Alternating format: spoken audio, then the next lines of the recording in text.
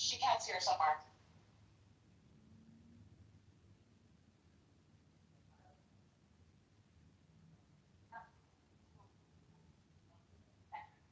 You have to go around back to get up. What? Yeah, take your picture. Very quick. Thank you. That's all right.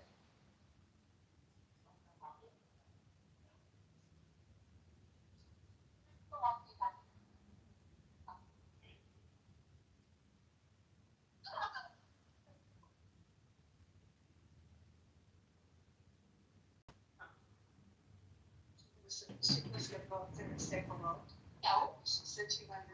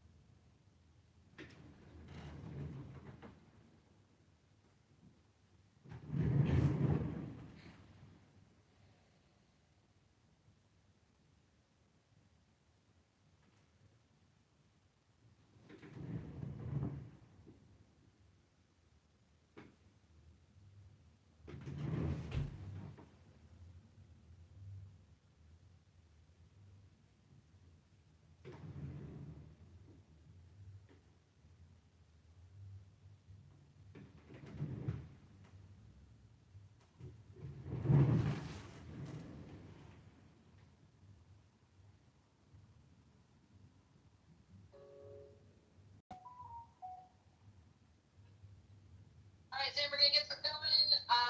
This is totally an experiment, so if you can't hear, I really, really apologize, but let's hope this works. All right.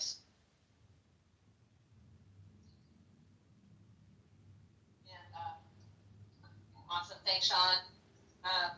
Hey, Sean. That's the Sean I think it is. Hey, bud. If it's not, hi. Anyway, this will be posted later on our YouTube channel. It's also.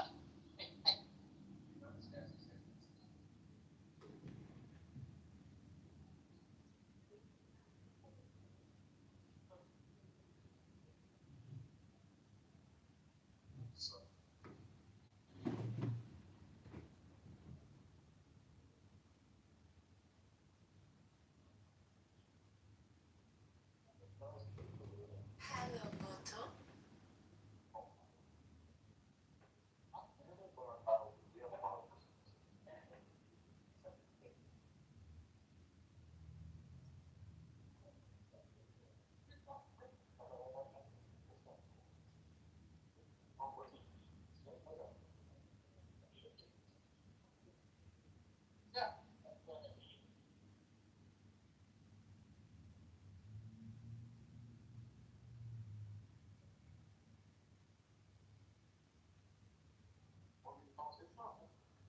Okay, everybody, you're getting started.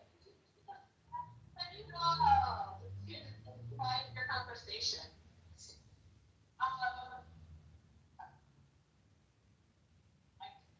Do you have to say about me? So this will be recorded while the phone is out. It's not been. Before we get started, just have to say, oh, great one. That's not feedback.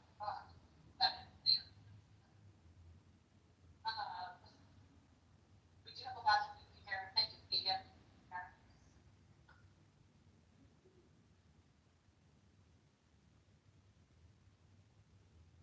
So I'm going to get us started. Right? Excellent. That's great. All right. Five buddies. Greetings, neighbors. I wrote down a few words and that kind of thing. But I'm going to talk to you on. I lived here in the West British Front, both sides.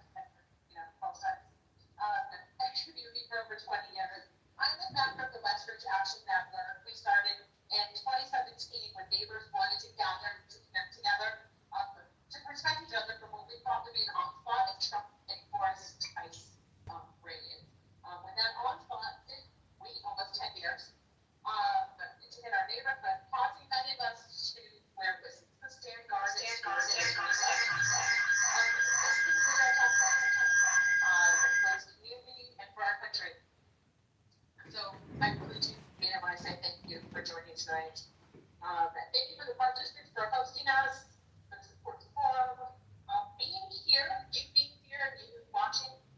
means you still fully believe in our democracy.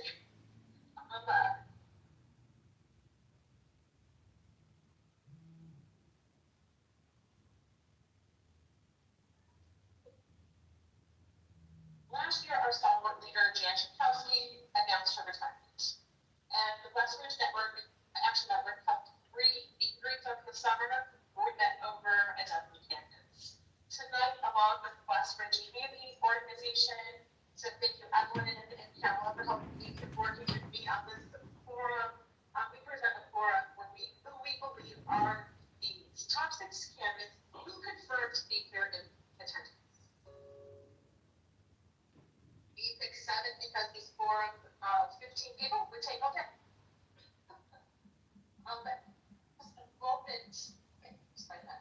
This moment begs for urgency.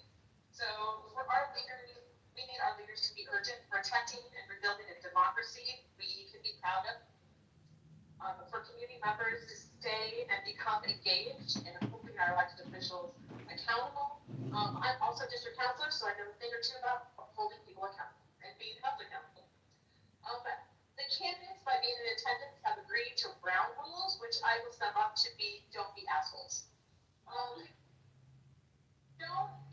not going to read all the rules. That's the summary. Don't attack each other.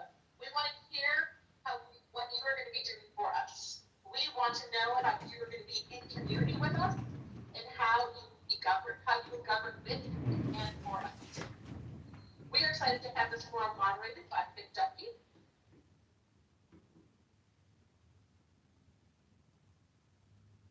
Nick is the senior editor of investigations at Black Club Chicago, a nonprofit news organization that covers the city and its neighborhoods. He is also a resident of the 9th Congressional District. So, a little housekeeping. If you have not already found it, the restrooms are out of the hallway. Take a right. Candidates will introduce themselves. If you have a chance to submit questions with RSVPs, there's also business cards in the back and little tiny golf pencils. Andrew and Andrew and Evelyn are going to be wandering out, so if anybody would like to submit their questions on the index card, please do so. And then we will review them and hand them to Nick.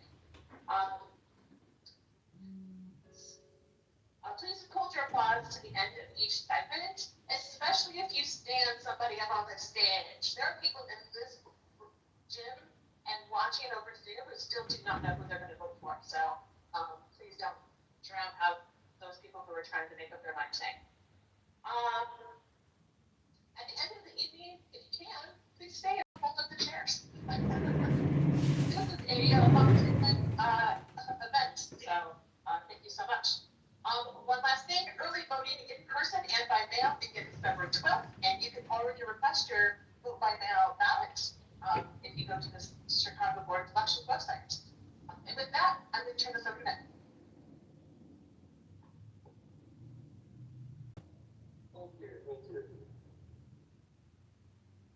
Okay, I just want to, before we get going, we want to spend as little time as possible on rules and things like that and get to our discussion, our debate here. But I just want to stress what was just said about ground rules. I'm going to revise it a little bit. Please don't applaud till we're done with the forum. Don't holler. Don't call out anybody's mother, anybody's father, family. Just we want to spend the time on a discussion. We want to hear from the candidates. We want to hear from you questions. So just to be courteous and respectful to everybody. Some people are undecided. Some people are very firmly decided. That's awesome. But hold good applause, hold those hours. Do that after the meetings. Thank you. All right. Let's just jump right in here. We are going to get each, just so everybody knows, each candidate is going to have 2 minutes to answer each question on the way. So we're just keeping it very consistent.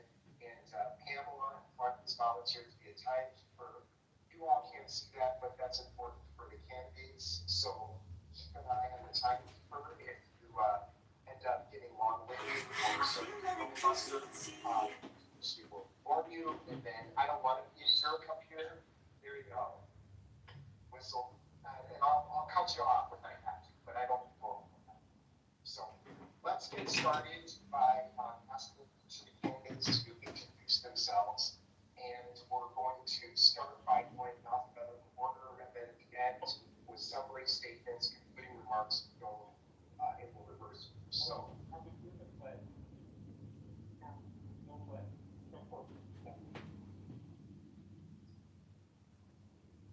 Again, we're not taking direct questions from the audience anymore, just as a matter of course, so your questions and comments to yourself. Again. Okay. Let's go back to what I was saying in introductions. Kathy can go first. You have 2 minutes. Oh, there's two, so there should be. Am I supposed to be sitting or sitting? Cool. Hi everyone, I'm Kitover. I'm a researcher and journalist who covers the far right. My work dissecting, analyzing, indicating far right narratives and extremism have led to me helping getting Tucker Carlson fired from Fox News. All right. Stop it. That's it.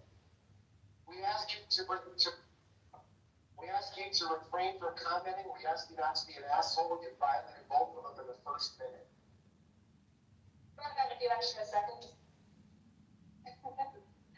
I'll start from my last sentence. I'm Kitover, researcher and journalist who covers the far right. My work helped get Tucker Carlson fired from Fox News, triggered Elon Musk into opposing me, and most recently, because all the people I used to cover are now being users of our government, have been federally indicted for the work I've been doing protesting ICE.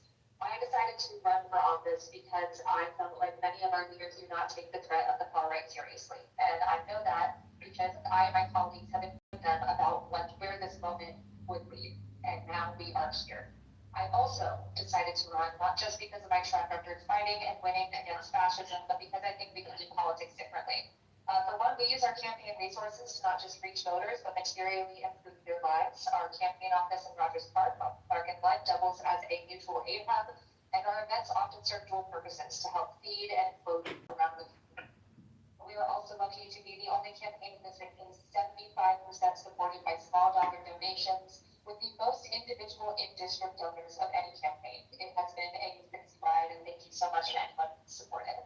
Our top two issues are what I call anti-authoritarianism and basic existence. Anti-authoritarianism is exactly what it sounds like. The house is on fire, and we have to put out the fire to redo the house. And basic existence is the radical idea that everyone should be able to afford housing, groceries, and healthcare with money left over to save and spend. Because a single-payer healthcare system, protections against price gouging, and building more housing with federal incentives to work with local businesses actually save us money while having better outcomes.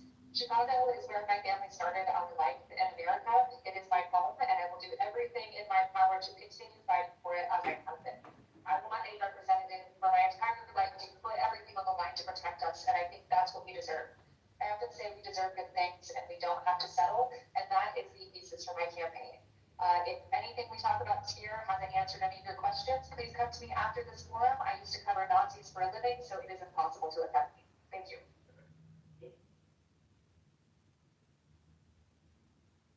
No, we've been hollering, right?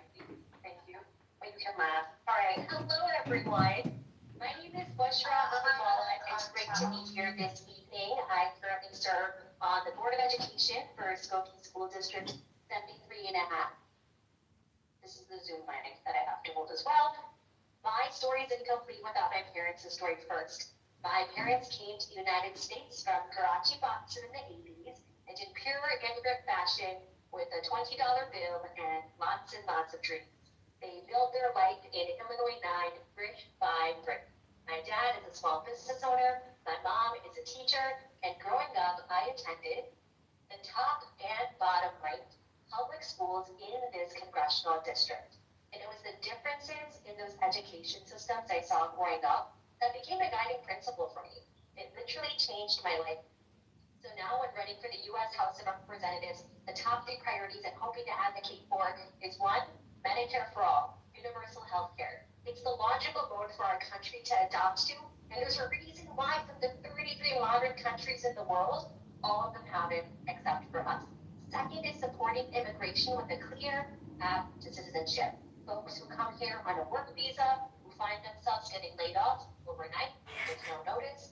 Folks that come here on a student visa, who don't find employment within a year of graduation. And then third, my story does start and stop at education.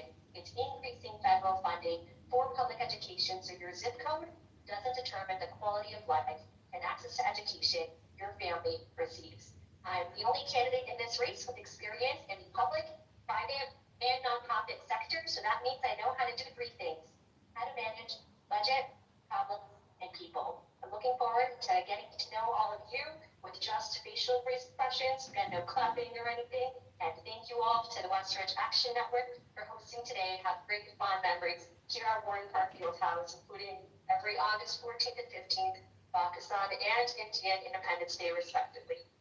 Thank you.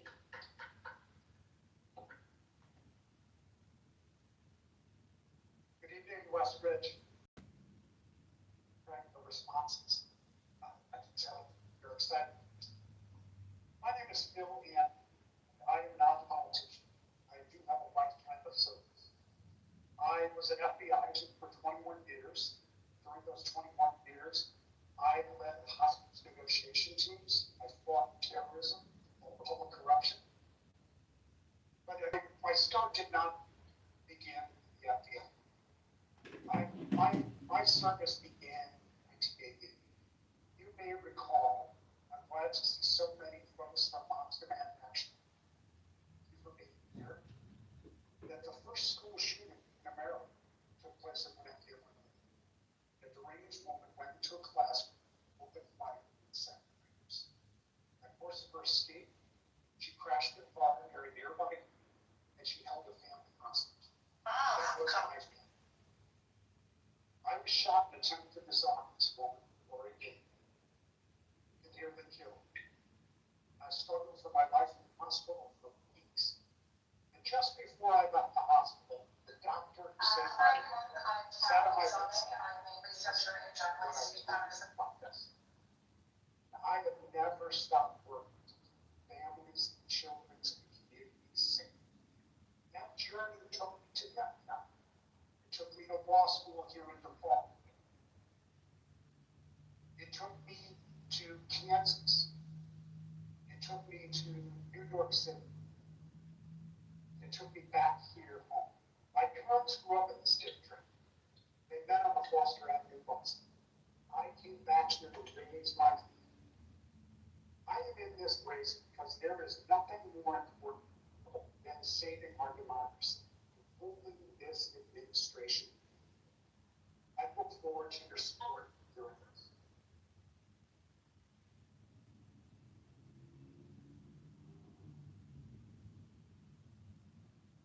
Good evening.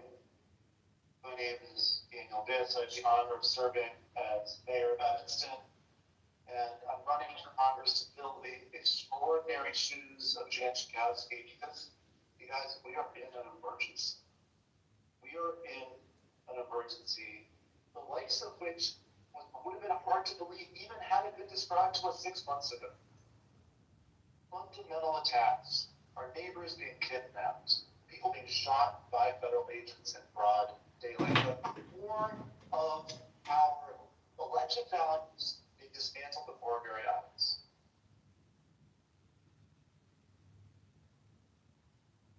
I'm running because I think there are two things that we need in this moment. We need someone who has demonstrated the ability with backbone and courage and pushing through opposition and ruffling feathers if necessary to fight and win and get things done inside a government. And we need to acknowledge that you don't overturn an authoritarian menace just inside a government building. You need a movement of people in the streets rising up and demanding in one voice a fundamental change. And therefore, we also need someone who comes out of movement organizing and is prepared to put their body on the line in the streets. I am the only person in this race who fought and won change inside of government and is fighting out in the streets with you. And that is what is at stake in this moment.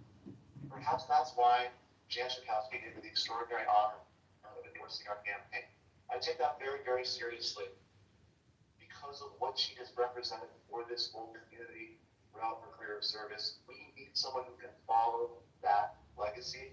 I'm here to ask for your support in this race and for your partnership in governing collectively to make sure we build the progressive America that we actually deserve. Thank you very much.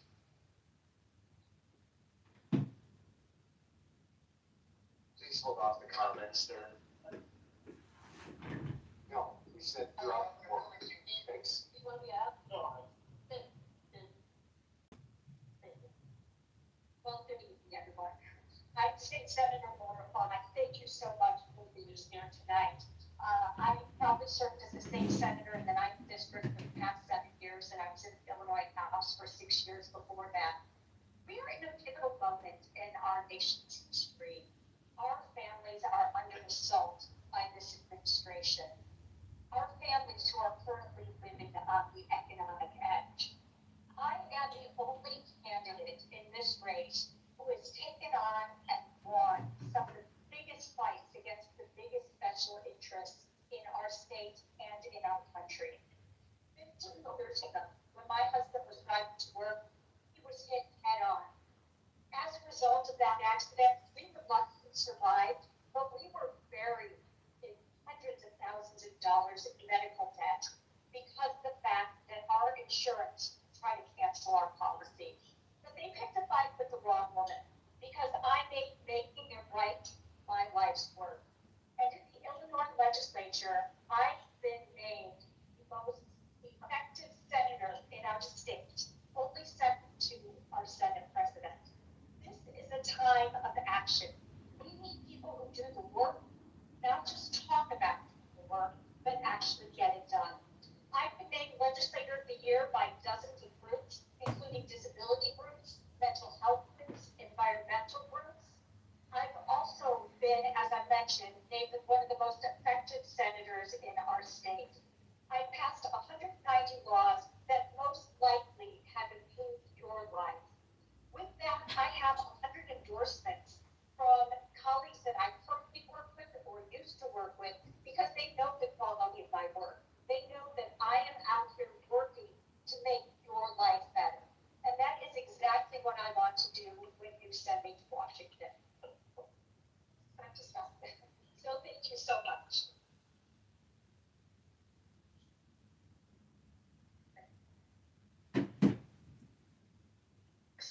Older that Zoom can hear better. How's that? Good evening, everybody. I'm State Senator Mike Simmons, and I represent this neighborhood, Rogers Park, West Ridge, Edgewater, Uptown, and Lincoln Square in the Illinois Senate. And in 2021, I became the first openly gay person to ever serve in the Illinois Senate and the first Ethiopian American. And I beat the establishment when I became a state senator. People told me to pound sand when I said I wanted to represent my community that raised me. And we pulled off an upset. People said it was a fluke. Less than 5 years later, I have passed 50 bills in the Illinois Senate. Legislation that clears medical debt for 400,000 households in the state. Legislation that creates the first child tax credit ever in the state. And a whole bevy of legislation that combats that hate that is increasing in our communities and protects access to reproductive rights. I am running for Congress because I am from this community. I grew up just a mile south of here, Foster and Lincoln, the son of an Ethiopian asylum seeker that had just gotten this country, and an African-American mother, like so many people in our community. And I grew up in a 3-flat public housing building in that community, and I am now a proud homeowner in this community, right in the corner of Western Tui, fighting for and representing you in the Illinois Senate every day. I'm running for Congress to be a strong voice for this community. I'm running for Congress to be on the ground with you. I think it's important that we have a representative that is not going to forget this community when they get to Washington. And I will always be with our neighbors at the block parties, at the senior centers, at the affordable housing buildings, making sure that your voice is amplified in Washington as we fight to dismantle ICE, to make sure that we have increase the federal minimum wage, and make sure that we protect our communities from the repressive and fascist violence that Donald Trump is unleashing communities, diverse, beautiful communities like ours every day. I'm a product of this community. I look forward to fighting for this community, and I humbly and proudly ask you for your consideration and for your votes today. Thank you so much. Okay, thank you, all the candidates. Appreciate you, your answers. Appreciate you. If you all haven't realized, we're trying to juggle multiple mics up here, so we'll hopefully get it right again forward. But thank to all the candidates for your introductions, and thank you all for letting me hear it. So at least some people in the room are trying to follow the rules. Appreciate them.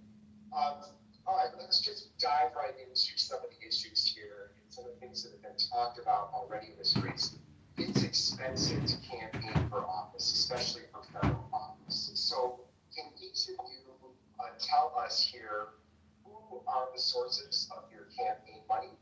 Who are the leading donors? And what does that say about how you would represent this district? Bushra, do you want to start us off?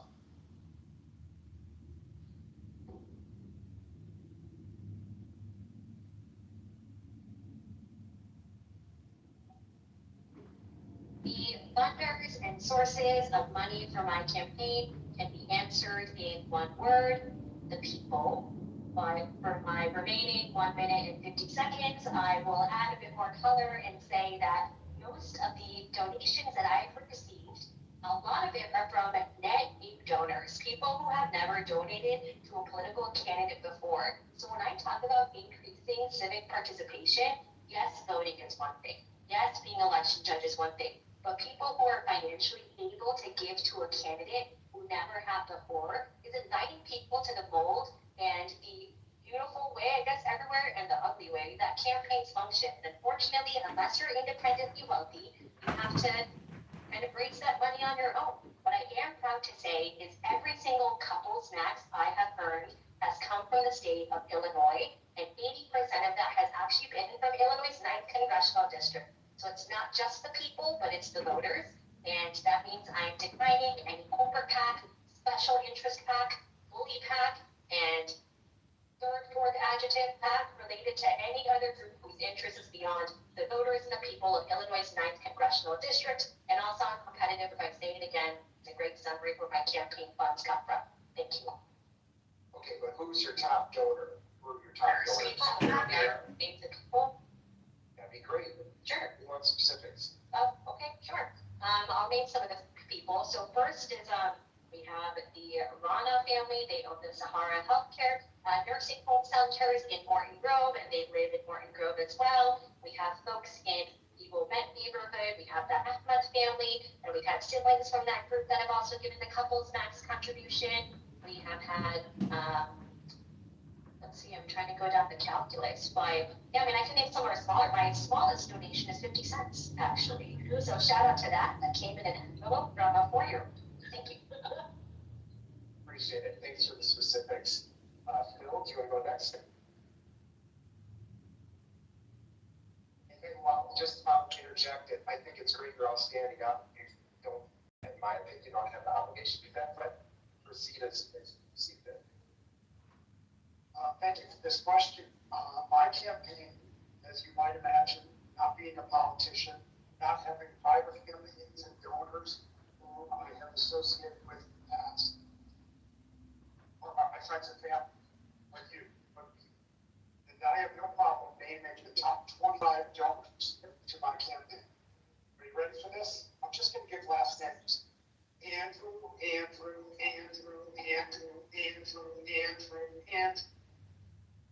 25 times.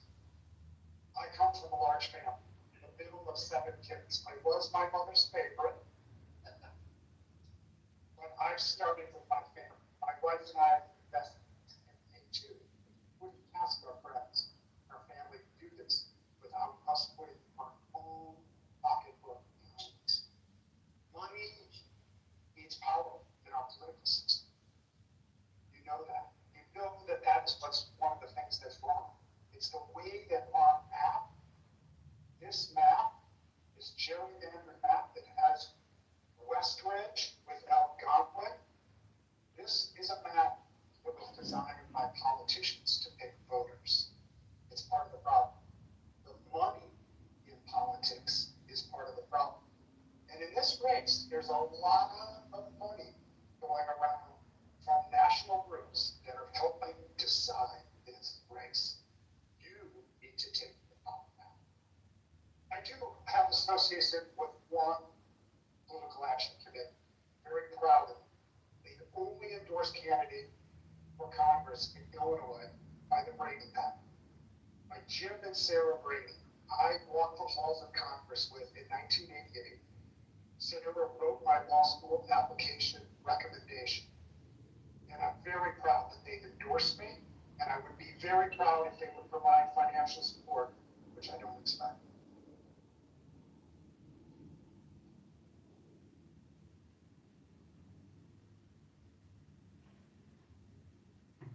Is part of the problem. I'm not my mother's favorite child, but she does love me also.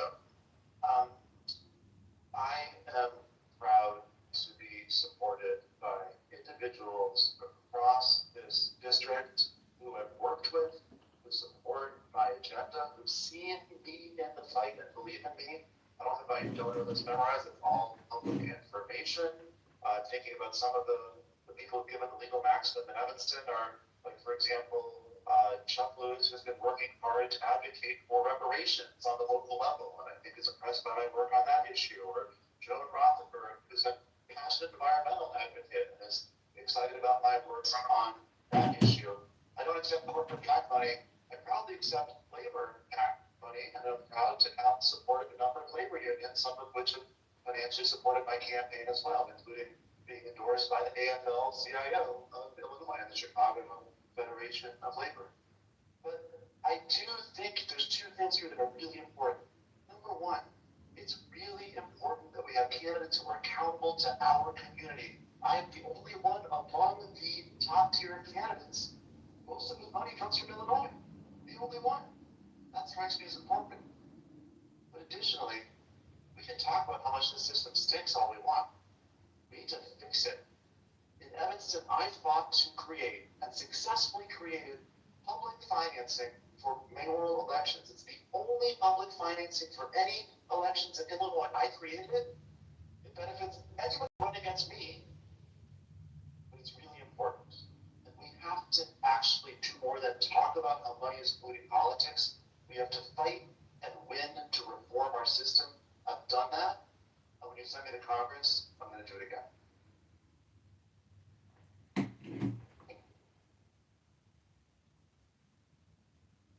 Thank you. If you were to look at who my top donors are, many of my donors come from Glenview, come from Evanston, come from Skokie. These are the top donors that are within my district. And you can go on because it's all reported publicly. You can go online to see who has donated to your campaign. Anytime somebody donates to my campaign, it makes me feel very proud because they are donating to my record. And that's a record of someone who stood up to some of the biggest bullies in Springfield and got the job done. I have the record of taking health insurance, for example. When I first came into office, we had a system that was stacked against the consumer. Because of my legislation over the past 13 years, we have one of the most consumer-friendly states when it comes to health care in the country. That's what people are donating to when they donate to my campaign. I'm a true environmentalist. I chair the Green Caucus, and I'm chair of an organization called the Great Lakes Legislative Caucus that works to make sure that our lake is clean for drinking water, for recreation, and for environments. I'm proud of everybody from those organizations and the environmentalists who donate to my campaign, because my record shows that I work for the people and I work for the people in my district. And with this donation, they are getting a record of 13 years that they can count on. To my campaign. I don't look like your typical member of Congress. I represent Donald Trump's everything that he's trying to erase right now in America. I'm gay, I'm black, son of an Ethiopian immigrant, and I'm proudly from this community. And I'm an effective legislator. And so I'm really proud to say that my first donor was my grandmother, who raised me in public housing just south here at Foster and Lincoln. And, you know, even now, as I look through the list, I don't have a lot of max donors. That's just the reality, because I don't represent the establishment. I don't take money from corporations. I don't roll out my carpet for lobbyists. I represent people. And I'm proud that most of my donors come from the 9th district. They're small dollar donors. They're people from places like Westridge who saw me at the forum, decided to give us $20. Someone from uptown who maybe saw my social media and gave us $9. Someone from Evanston who decided, I like this guy, I'm going to give him a shot. They put up my yard sign, they wrote a bigger check. Probably one of my biggest donors is Gretchen Sisson, who is an abortion author who's written books about reproductive rights, who called me and was proud of the work that I've done in the Illinois Senate to hold the line and protect reproductive rights, where I've actually whipped votes of other complacent Democrats that didn't want to vote to repeal arcane abortion laws, where I stood up to my own colleagues in the Democratic caucus to introduce legislation to make this a sanctuary state for transgender families and fleeing surrounding states. I was the person that fought back against complacent Democrats in the Illinois Senate and actually passed legislation making this now a proud sanctuary for trans families, and a blue dot on an island of abortion rights have been taken away in surrounding states. That's some of the people that have supported me so far. I think that it's really important to say that I'm proud to be sitting up here as a strong, viable candidate who has a strong message that resonates with people all across the 9th District, and money is not going to buy the seat. I look forward to taking my message to voters and winning their trust and doing a damn good job in Congress. Thank you. Here's the thing. And actually, the past, like most of the people up here, we don't, or like everyone up here, I don't have a running list of my donors with me. I did reach into my bag to grab my phone. My campaign manager shook her head so hard. But we are supported by over 55,000 donors with an average donations under $30, $29.95, which is pretty cool. Also have the most individual in-district donors of any campaign in this race. That is not the most in-district money because we don't know a lot of rich people. But a $7,000 check and a $20 donation still equal 1 vote. We are very proud to be able to be such a grassroots campaign. We also have abandoned this practice called call time, which everyone, including myself up here, does. Elected officials and candidates can spend as much as 8 hours a day doing it. You call rich people and you ask for money. No one likes it. We can all tell you that. No one likes doing it. No one likes getting the calls. So in our campaign, we have now started doing live streaming instead. 6 hours a week we live stream. We get $1 donations here, $5 donations there, playing video games and answering questions honestly and transparently. I encourage you to tune in. It's a lot of fun, and it also means that we've freed up a ton of time to be able to connect with voters rather than sitting in a room and calling rich folks. Additionally, I have learned as a working class candidate that, oh my God, it is so hard to run for office if you're not already rich. Like, unbelievably hard. I have a cat. I don't even have kids. I don't know how people do it, especially if you're a single parent. We need public financing of elections. We need the ability to use campaign funds to help people be able to support themselves. I can go on a whole rant about campaign finance for literally hours. Check out my live streams if you're interested in that. But overall, I think what we need is to have a clear campaign system that doesn't mean that people who are trading stocks while they're in Congress get to use that money so that way they can trample over other grassroots community-based campaigns. Also, twitch.tv/CatAbagazali, tune in. All right, thanks everybody. As probably most of you know in the audience, just following this meeting, you can pretty much give any amount of money you want to any candidate, if not directly, then through PACs, super PACs, or whatever. But the upside is that there are transparency rules in place, and as some of the candidates mentioned, if you want to follow up on what they've said in more detail, fec.gov, you can look up any of the candidates and look up their itemized contribution lists. I encourage you to do that. On the way over here, among the news reports I heard was one, just mentioning again that President Trump is contemplating, or at least threatening, to invoke the Insurrection Act and send the military to Minneapolis. We had a similar information report. I'm running for Congressman in a small voice in this community. I'm running for Congressman on the ground. I think it's important that we have representatives out there. I'm assuming most of you are against these moves by the president's administration. But what I want to know is what specifically would you do about it as a freshman member of Congress?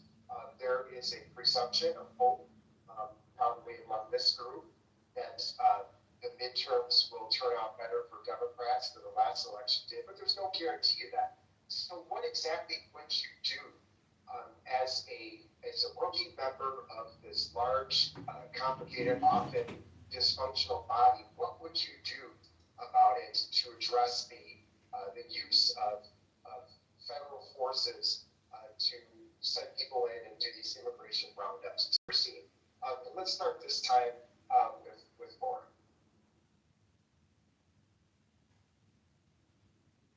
Thank you. I still can't get over what I'm seeing happening in the streets of the United States. It is absolutely reprehensible that we are living under a reign of terror and violence in our streets. And I'm so proud to be in a community that works to protect our neighbors. And I'm also proud to be in a state that's standing on our heads of what we know is right. In the General Assembly, we have passed legislation that says we need to unmask ICE. We need to hold them accountable. We need to know what their identity is. We have put in areas of protections around our schools, our daycares, our hospitals. We have also said that you can sue ICE if they violate your civil rights. Just this past week, I filed another piece of legislation. This piece of legislation says that if you are hired under ICE during this reign of terror, you cannot get a job working in a police force within Illinois, state police or local police. These people who are creating terror on our streets are untrained and they are unhinged. We need to make sure that we stand up for our people and we make sure our voices are heard. I'm one who's known to stand up to bullies, and we need people in Congress right now who's going to stand up to the biggest bully of them all and make sure that our neighbors are protected. Let's go this way, Sheikh.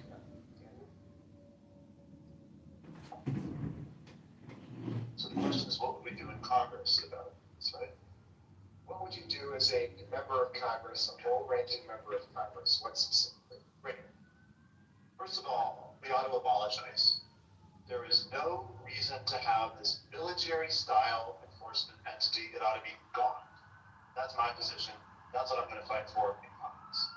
Now, that may not be something that we can achieve on the afternoon of my first day in Congress, January 3rd, 2027. There's a lot of other things to be fought for. First of all, the insane bill the Republicans passed last summer jacked up the budget of ICE enormously. We need to roll that back. The Democrats have some leverage. We hope that your situation comes to pass, and we have Democratic majorities in Congress next January. If so, we better use that leverage to make sure that no budget that allows for this level of funding of ICE goes forward.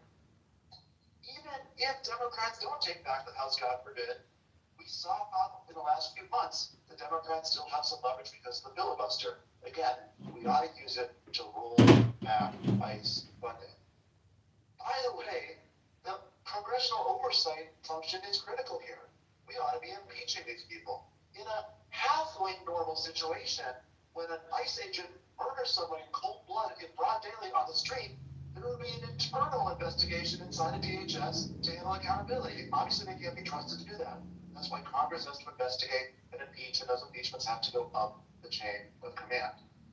Finally, as an absolute table stakes initial conversation here, it is completely antithetical to the core principles of democracy for people to be able to use the violent power of the state anonymously. You cannot have a democracy if anonymous agents of the state can use state power to kidnap. They've got to be unmasked now.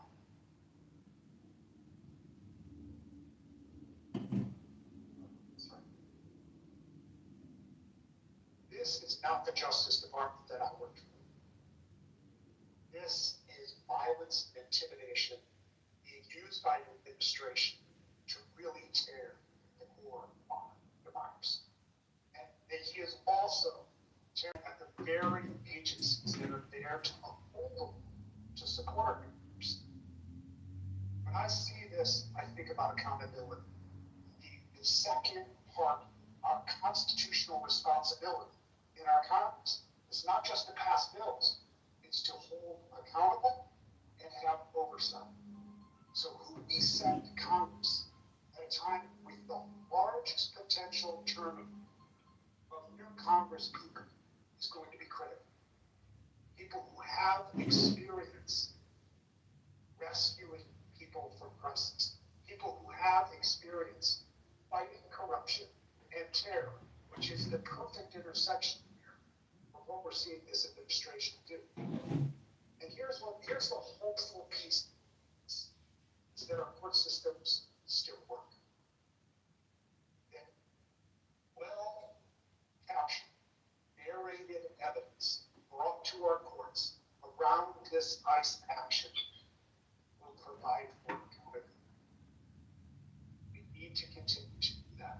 For those of you that skip, for those of you that are near it, I encourage you to calmly record and narrate as if you were going to bring that to court. The second thing that gives me a lot of hope is that we are electing people with military, law enforcement, intelligence experience that we're sending to the Congress. In this largest class, we could be entering there. And we're not waiting to do that work then. We are organizing and collaborating right now.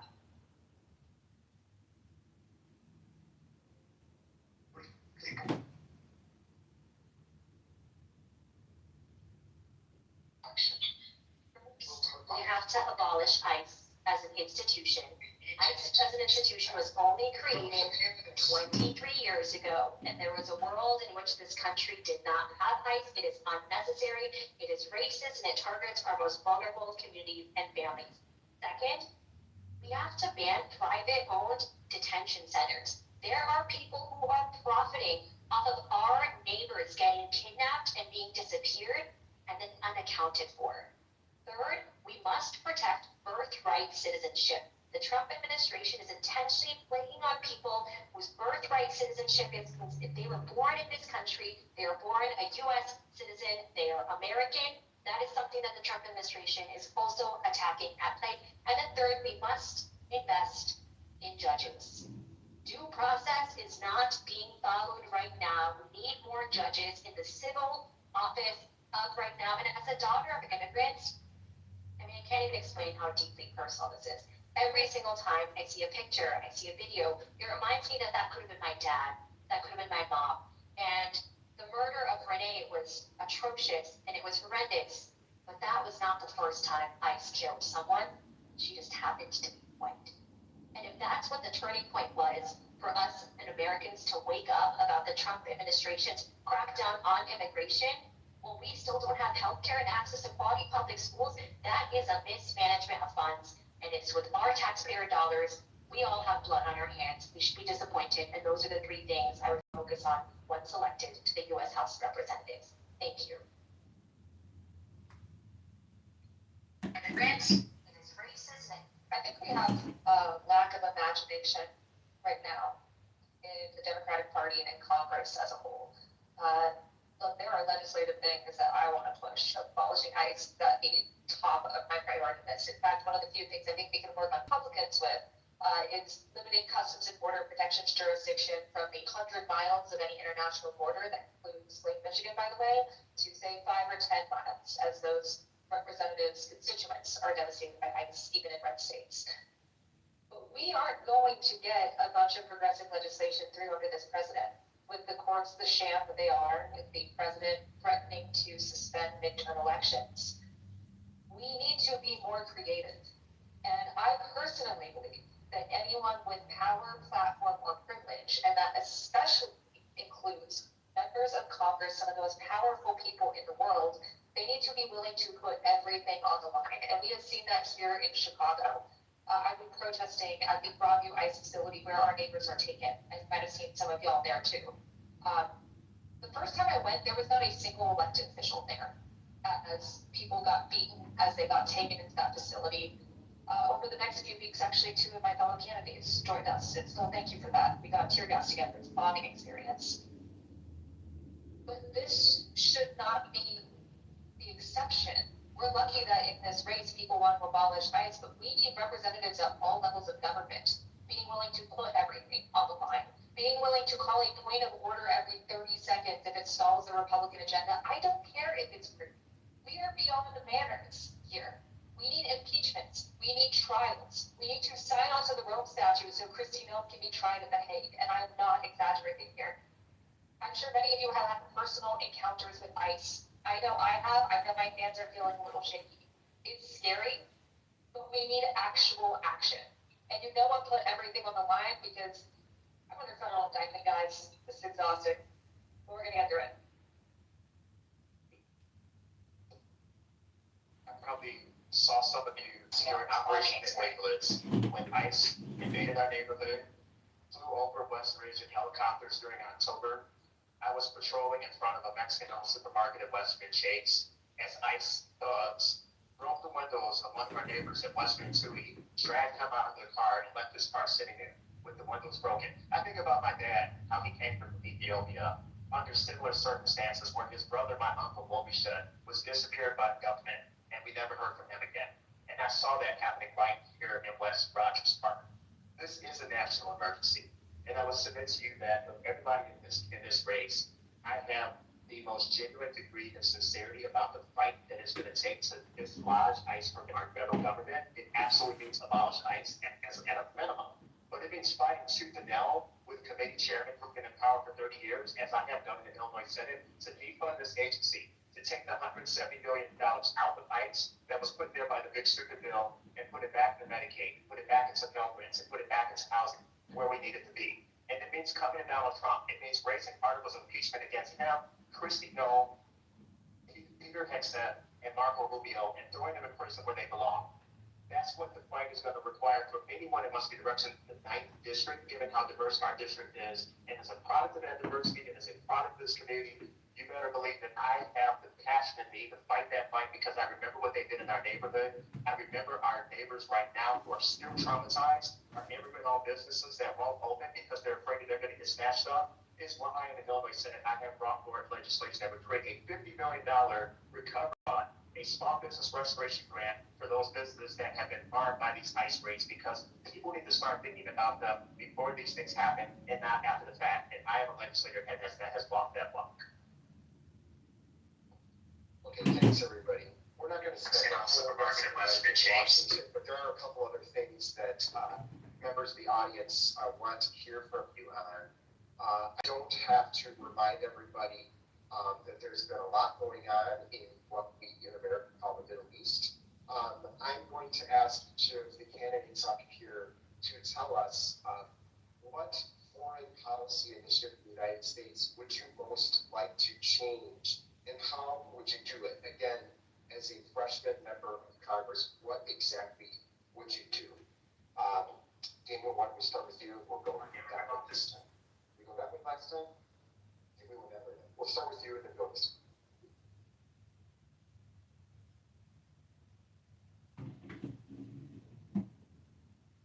What foreign policy would I most like to change? How do we have Donald Trump is in charge of our foreign policy, right? We should stop assassinating people in boats. We should stop illegal invasions. There's a lot of things that should change. We should stop bizarre and I think strangely serious threats about Greenland, the threat to destabilize the entire Western border. But I think it's important to talk specifically about what we describe as what people around here call the Middle East. I am quaint and old-fashioned enough to still believe in a two-state solution. I understand that Bibi Netanyahu doesn't. I understand that Donald Trump doesn't. I understand that Hamas is moving us in the wrong direction quickly.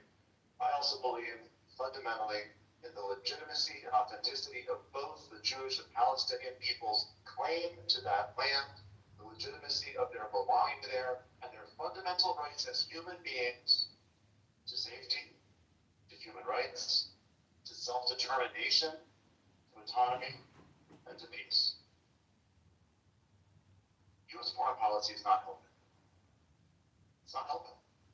That's why I support the block of arms resolution, because it's no longer going to make sense for us to pretend that saying to Bibi Netanyahu, we wish you would act differently, but not doing anything about it is going to work. So I think we need to actually use the American budget, American soft power and American diplomacy to bring about real peace and real legitimacy for both peoples to have the dream of two states living side by side finally realized after all these years.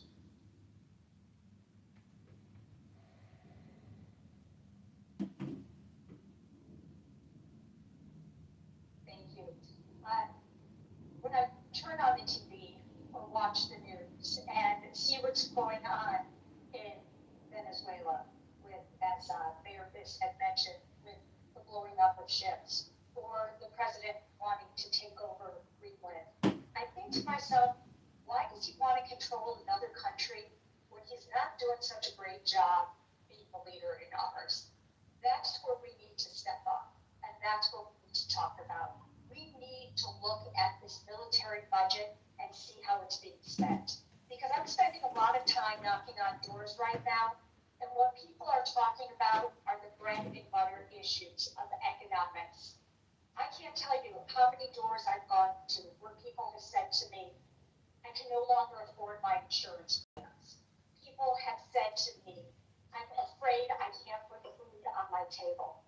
What am I going to do to send my child to school? I'm not going to be able to afford it. However, our government is more interested on spending money, purchasing another country, than they are really meeting the needs of people who are here at home.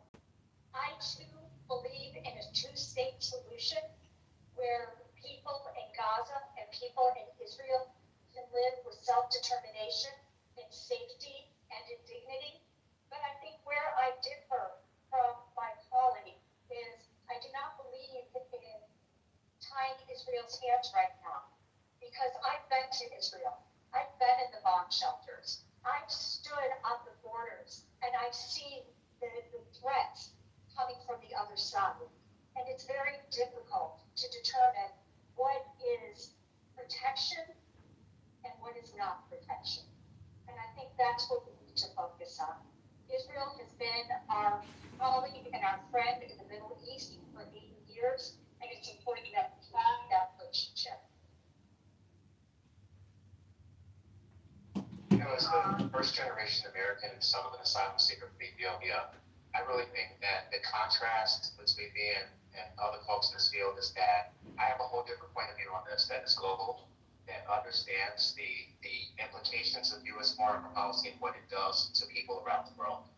You know, we only need to look no further than an example of the new forever war that Donald Trump has gotten us involved with in South America, where this is all about colonialism, neo-imperialism in the 21st century. I can see it very clearly as a child of someone who was basically displaced from Ethiopia in a context where in the last 100 years we saw these type of forever wars. We saw how much it cost us and how much it cost taxpayers, how many lives were lost because of fragile men and big profits. And that is what Venezuela is all about. This is not about national security. This is not about the safety of the American people. And we need people in Congress that are going to be unequivocal in calling this stuff out and bringing the Trump administration accountable, because Congress has been very quiet as of late on this issue.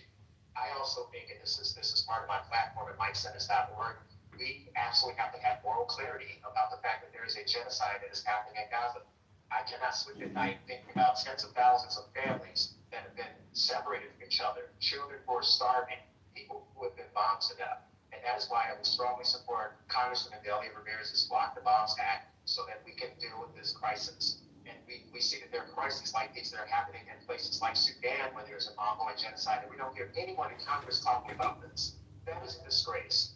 We don't hear anyone talking about the refugee crisis that is happening right next door in Ethiopia and Eritrea. I would be a strong and moral voice on these issues. Also in Ukraine, where our Ukrainian siblings have been targeted by Russia, where a number of Ukrainians are now our neighbors who understand what it looks like when tyrants are controlled and lead to displacement in those communities the same way it did for my family.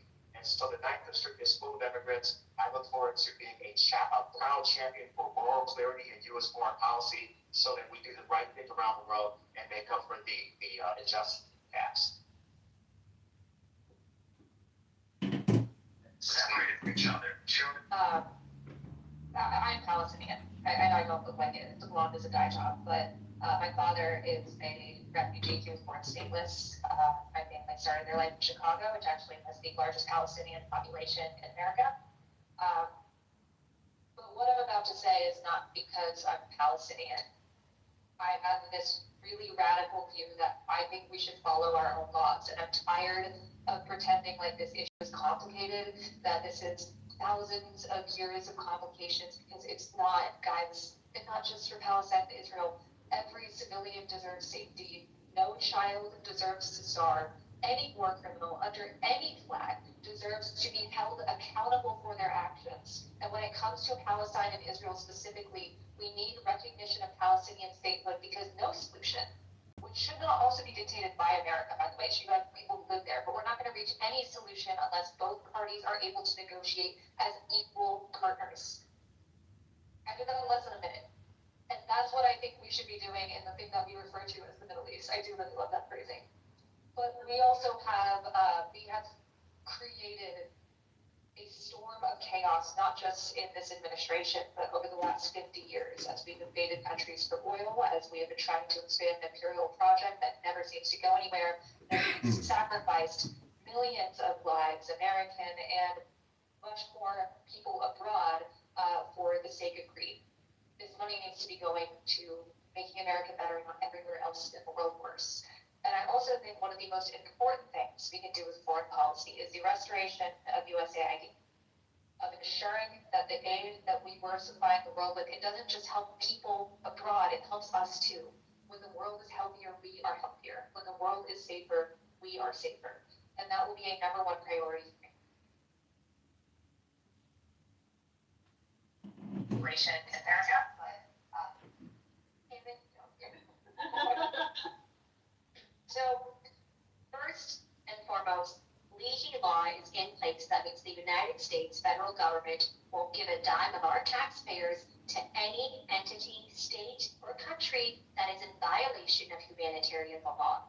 Israel is in violation of humanitarian law, and our taxpayer dollars are funding what is happening. Just yesterday, $3.9 billion of further aid was approved from your taxpayer dollars. Meanwhile, the amount of things that $3.9 billion could solve for in our own backyards, that is the contrast, and that is what it takes to show the discrepancy, then great. One foreign policy just within the past 3 or 4 months was the United States' unlawful and unconstitutional bombing of Iran. The way that we just kind of forgot about that with the news and media cycles, that warrants impeachment. That in itself warrants impeachment. The United States federal government is an expert at one thing, and it's destabilizing other countries.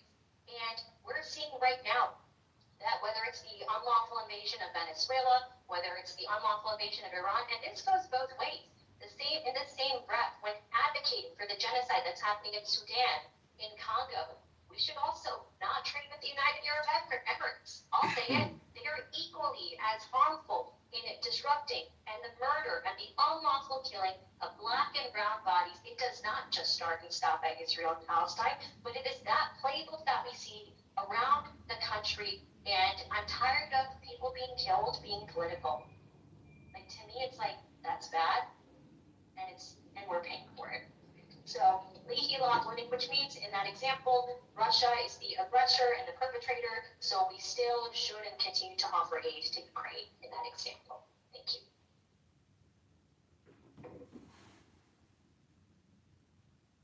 I'm guided by this, by really 2 experiences. One, I'm a survivor of violence. I know that violence often begets more violence.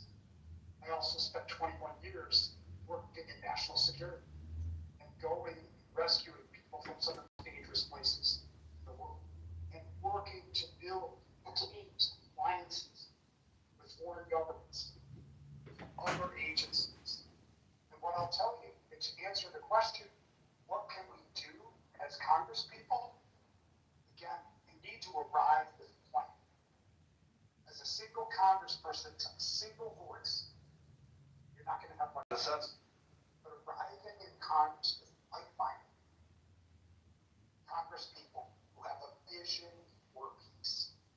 That's what this is missing. Our world leaders, wherever they lie, are not needed with a vision for peace. The United States Kansas lost that mantle.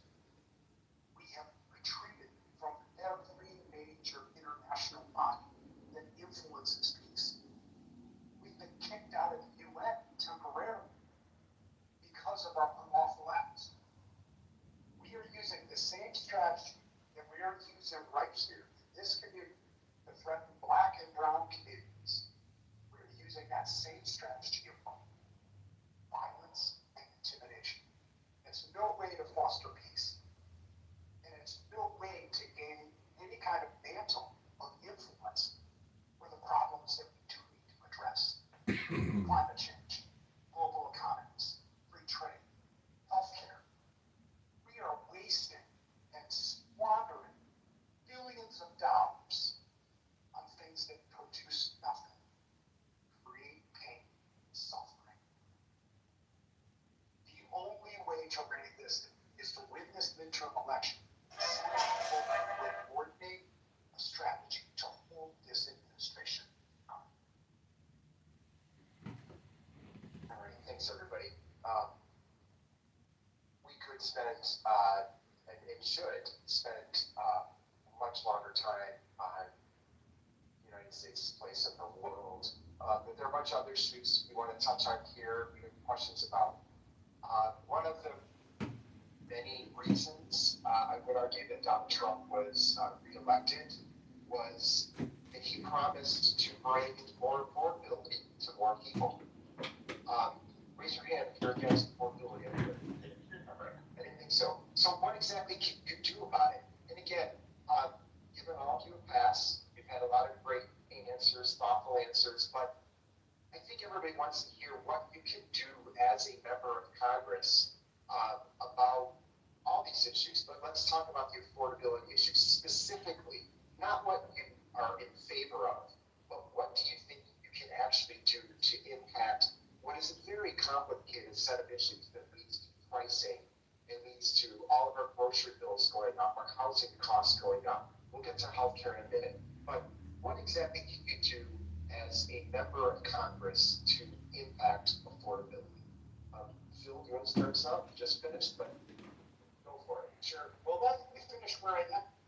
Is that there is a sequence to this. You do not get to affordability unless you get to accountability and oversight. Serving criminal subpoenas on the head of the Fed, an independent body designed to exactly this, to analyze our economy and provide independent insight and controls over our economy. This is unprecedented. Every president would love to squeeze and get whatever they could to juice the economy for an election cycle. So it is critically important that we first seize control of our democracy. Second, what can we do? We can start with a national strategy toward looking at how we affect affordability. What's happening with our housing market? How is it relating to us chasing black and brown communities with ICE in our community? Job sites for building are being undermined right now. Banks are having trouble paying those loans because the workers aren't showing up because they're afraid to, whether they're citizens or not. All of these things are interrelated, and it is incredibly complex, but we have to get the money out of politics. We have to send people who are serious about focusing on these issues and willing to work with others to get the work done and not spend a lifetime doing it. You cannot send people to Congress year after year, election after election, and let them run on issues like the economy without solving the problems. So for me, this is fundamental. This is about how we do democracy, and the rest follows through. These will remain complicated, as you said, even in the question. What are some of the things that we can't do? Well, we have to first fix the way we do them. Don't sit down quite yet. So what specifically would you start with? Just very quickly, what specifically would you start with? You have to make healthcare available and affordable for everyone. You have to make child care available to everyone. You have to recognize that we need hundreds of thousands of more migrant immigrants in the United States to have a growing economy, then you need a system to do that. Do you see how these are all interrelated? It's not just one thing. Can we control the price on this? Can we lift the tariffs?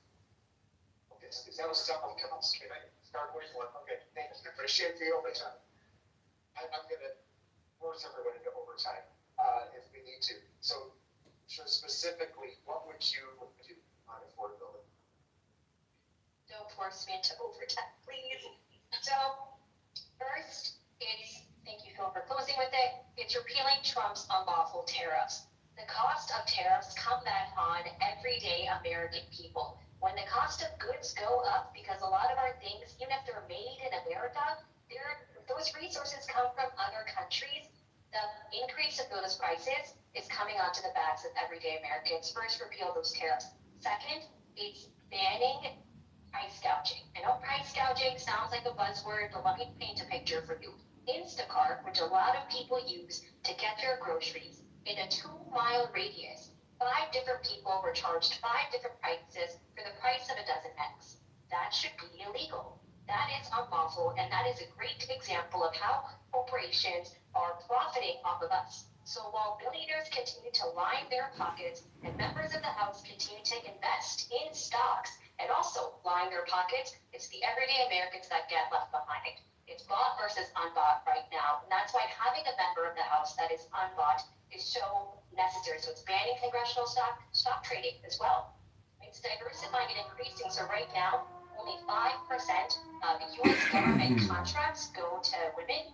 Let's increase that to 15%, right? It's demanding the U.S. government to invest in different types of businesses so the same 10, 12 rich families in this country don't continue to just get rich. And everything that we talked about today and will continue to talk about is an affordability issue, which is why it's all interrelated in that way. Those would be some of the 3 concrete things that I would do. Do you need me to go overtime? You said you'd start with tariffs, right? Yeah. Okay, sounds good. Okay, thank you. Thank you. I'm also a no on tariffs. But I also think one of the things we have to recognize is we all would love universal health care and universal free day. I'm happy to spend the last minute of this answer talking about that, but there are some concrete things that we can't do right now and some things that, maybe things will really change. Maybe everyone will change their mind on the right, but we have to be prepared. So first off, I want to expand constituent services. In our campaign, we use our resources to not just reach folks, but actually materially improve their lives. We work with a vast network of direct action and mutual aid groups.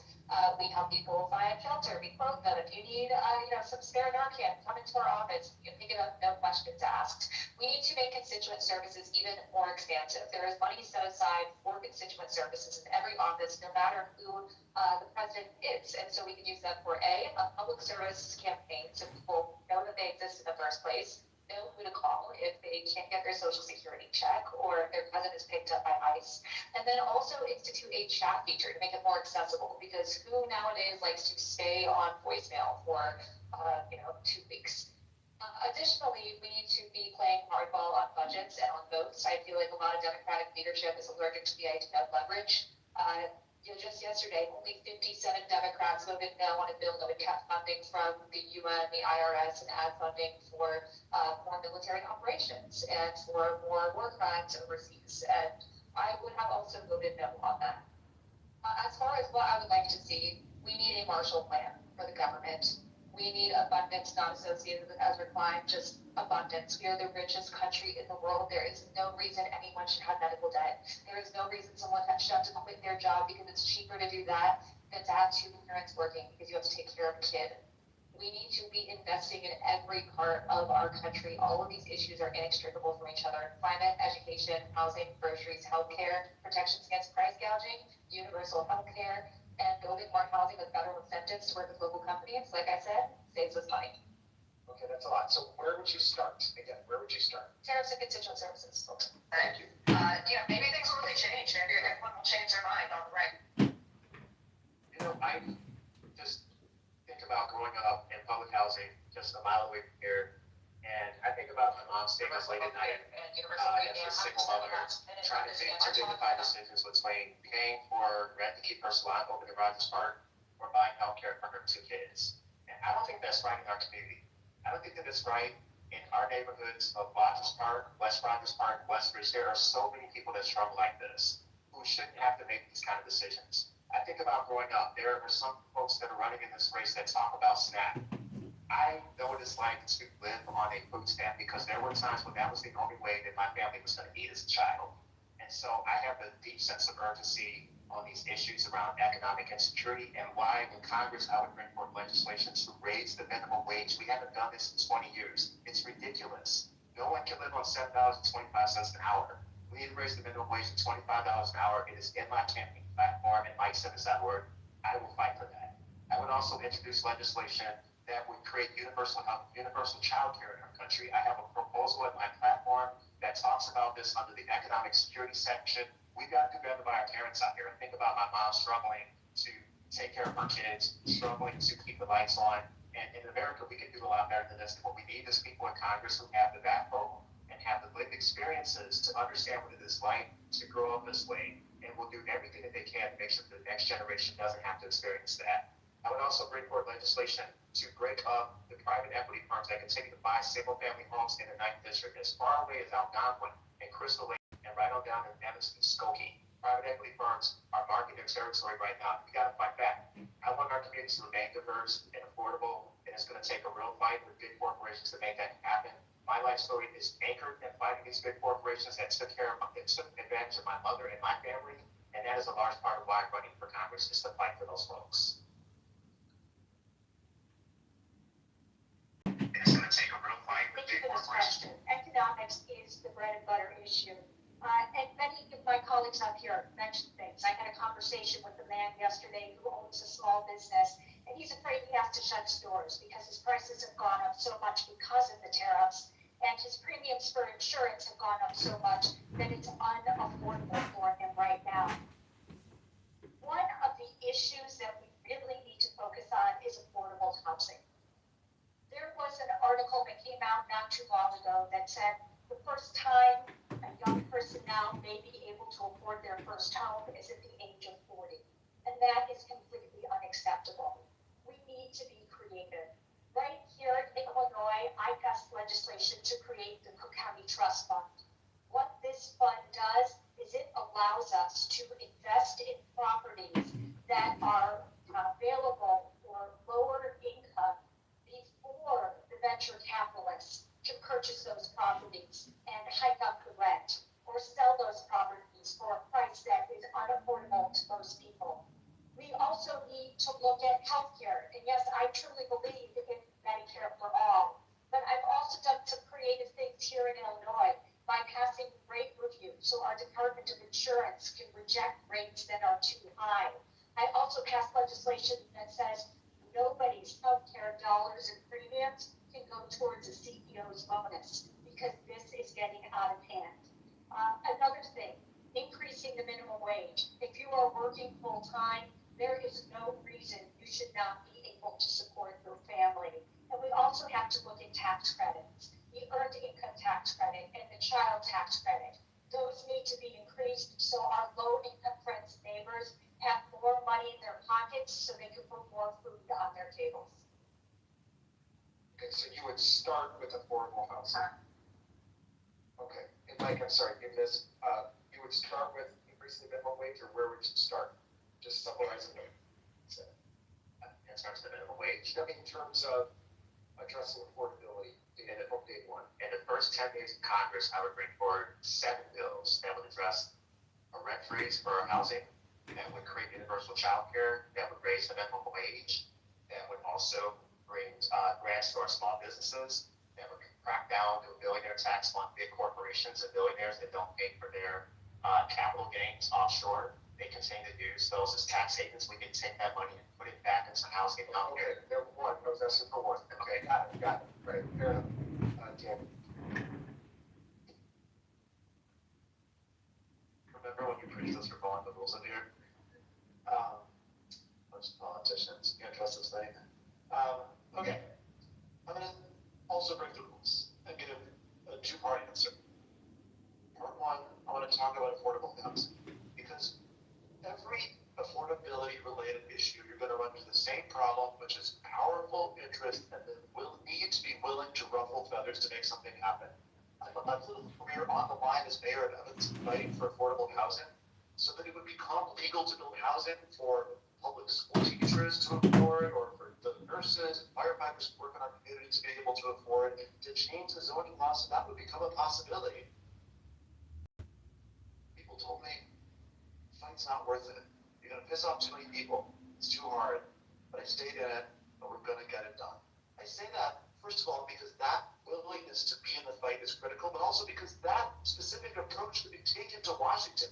If you were to say in Washington, hey, transportation dollars are going to be allocated to the communities that have land use policies that mean they'll be used most efficiently, all of a sudden, cities and states across the country are going to change their policies. We're going to have more affordable housing near transit. It's doable and it's critical.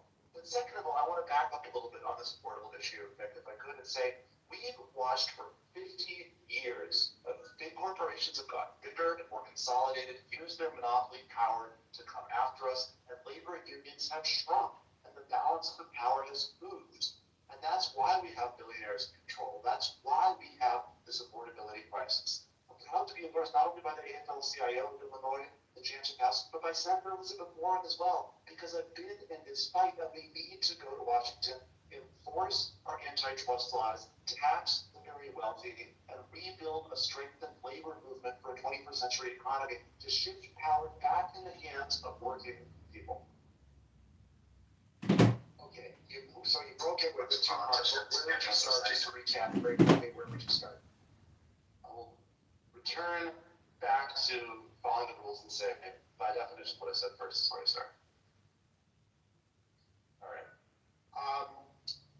I've heard a lot of people talking about America has lost its ability to talk to each other civilly, to work together, to collaborate. I've also heard a lot of people saying, to hell with that, those guys are fascists, we need to stand up with fascists. And I've heard a mix of this tonight on this stage. So what I'm going to ask each of you is, working with Republicans when you're in Congress, are you in or are you out? How would you do it, and specifically name an issue that you would or you would not absolutely work with Republicans on?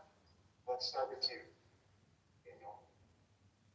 I will always work with anyone to move forward policies that improve the quality of life of people who I serve. That's literally our job. So I'll give you an example of an issue that's really important to me, where there may well be opportunities to work across party lines, right? I get it, there's issues where there aren't. There's issues that have become hyper-partisan, and I don't want to pretend otherwise. I'm not going to persuade conservative Republicans on abortion or climate change. But look at issues like, for example, the regulation of social media. That's a real problem. We are seeing the ways in which information travels, the way in which attention is monetized, the way in which people relate to one another, the fracturing of society, the erosion of social capital. We are seeing it rock the core of how we organize ourselves as a society. And America, I'm sorry to say, is way behind in grappling with this as a real, serious problem, because our Congress has kind of given up on solving problems. Our politics are so small, so unambitious.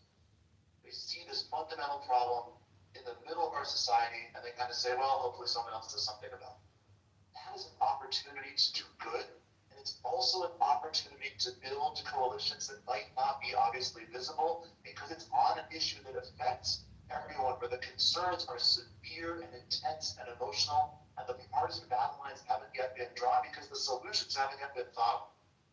That's the kind of issue where you need to have ideas and then have relationships across the aisle and understand who you might have a shot bringing your way, and then be willing to stretch yourself to partner with people who you might find repulsive on other issues, but who you know you can work with to move forward on something really important. Laura, how about you? How and when would you work with Republicans, if you would?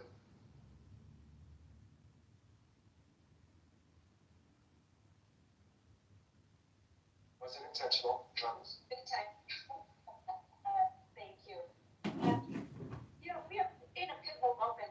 nation's history, and our children are seeing so much bickering in government that they want to know, where can government work for them? And the best example I'm going to give you is my mental health committee. I chair the mental health committee in Illinois Senate, and I always challenge people who tell me that Republicans and Democrats don't get along to come and sit on my committee and point out to me who was from which party. Because with my minority spokesperson, who is the complete opposite of me, she's from Southern Illinois, she's Trump woman, pro-life, pro-gun, but I've gotten to know her, and I've gotten to know about her family, and she's gotten to know about my family. So as a result of this relationship, and knowing we're human, and knowing that there are some issues we're never going to agree on, but there are other issues that we are. As a result of that, the people of Illinois have benefited. I've been able to pass some of the most powerful mental health parity bills in the entire country because we have been able to get along and get it done for our people within our state. We have been able to pass legislation that says if you need mental health treatment in an intensive outpatient way or inpatient, you do not need prior authorization from your insurance company. These are issues that cross party lines that we can work on together to better the lives of the people that we serve.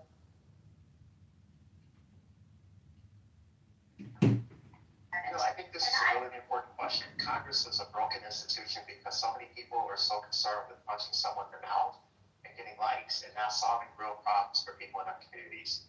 In the Illinois Senate, I've been proud to pass 50 bills in less than 5 years. That's a record. And a number of those bills got Republican votes because I sat down and I talked to them.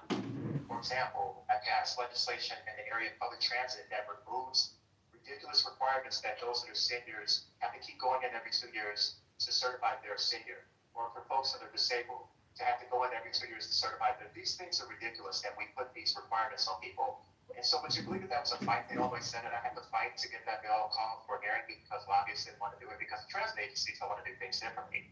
I fought on that. I've organized my seniors and folks in the disability community. We passed that legislation with bipartisan votes. So public transit is an area in Congress I want to be a champion on. I use our public transit. I'm on the 49B Western a lot as your state senator. I'm on the 290 going down Toohey. I'm on the red line, brown line, and we're up on public transit committee. I will fight for it in Congress. I also think in the area of water. I've been a champion for water in the Illinois Senate. I'm a champion for our environment. I'm a champion for our Great Lakes. I've gotten Republicans to vote for legislation that codifies Biden-era requirements on limits on PFAS and forever chemicals in our water supplies. That took a fight, but I sat down and I had conversations with them, and we were able to pass that legislation, even though Trump has now gutted those limits across the country. Another area I would talk about where I would not work with Republicans is when they dog whistle on LGBTQ families. I'm proud to be the only LGBTQ person serving in Illinois Senate. If I win this primary, I would become only the third openly gay and Black person to ever take the oath of office in the U.S. House of Representatives. That can start right here. And in that context, I would not have a lot of time to work with people like Marjorie Taylor Greene that think I should exist, or that me and my partner should not be able to get married. I'm not going back in the closet, and I can't work with a Republican that wakes up in the morning that thinks that I ought not exist in our society. And so I would work with Republicans where it makes sense, and I will call them out when I need to. So my specialty in my career is understanding, analyzing, and communicating about conspiracy theories and extremism, which has taken over a lot of Republican leadership. But I always tell people, if someone wants to engage with you, there are always bigoted people. If someone wants you to justify your existence, you don't have to talk with them. But if someone's trying to engage in good faith, I try to do so as well. But when it comes to Congress, it's a little bit different because everyone wants to get sound bites. So there are two issues specifically, besides what we talked about with Customs and Border Protection earlier, that I think that we can get bipartisan support for. First, the stop trading bill, which already has bipartisan support. But I also want to spearhead AI regulation at the federal level. There are currently 0 federal regulations for artificial intelligence, and it is devastating our society on all types of levels. Our kids are being used as guinea pigs for AI models. I think that we can also not only take that out to schools, but when your phone asks if you accept cookies when you open Safari, forcing companies to ask users to opt in to their data being used to train large language models. Also, the Make Polluters Pay movement, which is very big in Illinois. I think we should be applying that to AI data centers as well, and ensure that we have more laws to protect the work of artists and likenesses of people, like the No Fakes Act, so that way companies can't be using our lives, or in the case of Elon Musk, our children, for profit. This is the only thing or one of the only things that didn't make it through Trump's big BS bill last year. Even Republicans were like, you don't want us to regulate AI at the state level for 10 years? That's crazy. For Republicans to say that? So I think we have a perfect time to be able to capitalize on this movement, to be able to protect people at all levels of society, and to be able to hold big tech accountable.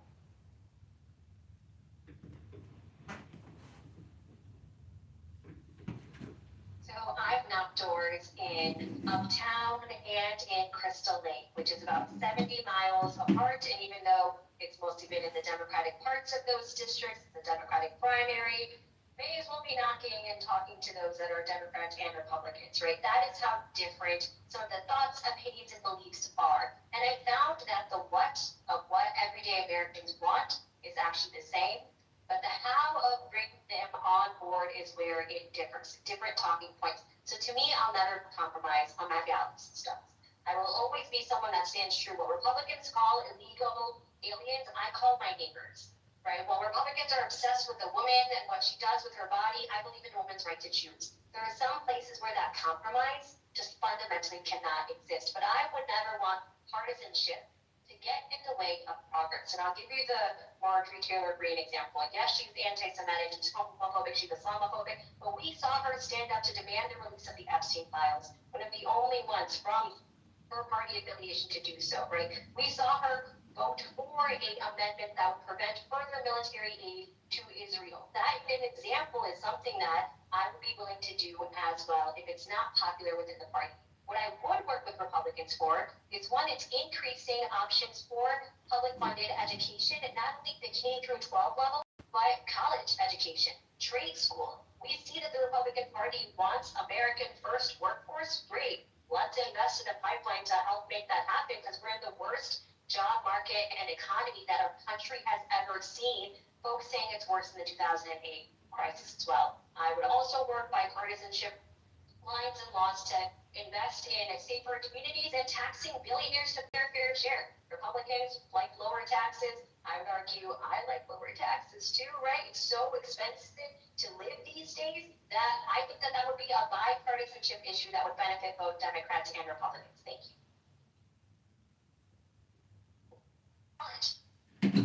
I've got a unique skill set when it comes to negotiation.